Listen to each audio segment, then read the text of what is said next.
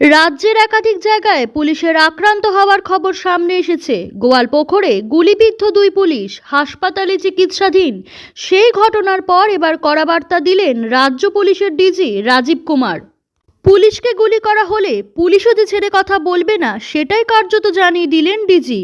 তার এই মন্তব্য অত্যন্ত তাৎপর্যপূর্ণ বলে মনে করা হচ্ছে। রাজীব কুমার বলেছেন, আমাদের গুলি করলে আমরা 4 গুণ গুলি চালাবো। কিভাবে মোকাবিলা করতে হয় জানি, আমরা প্রশিক্ষিত। গুলি করলে কি করতে হয় তা জানা আছে।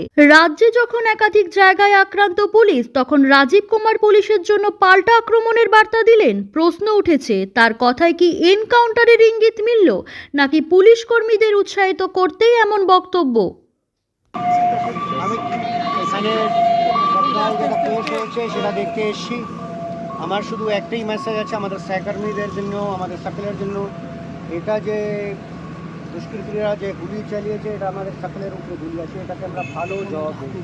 We are trend like that. Normally আমরা যে নর্মাল লোকজন আছে ওদের আমরা সিকিউরিটি প্রোভাইড করি, আমরা ওদের জন্য সুরক্ষা প্রদান করি।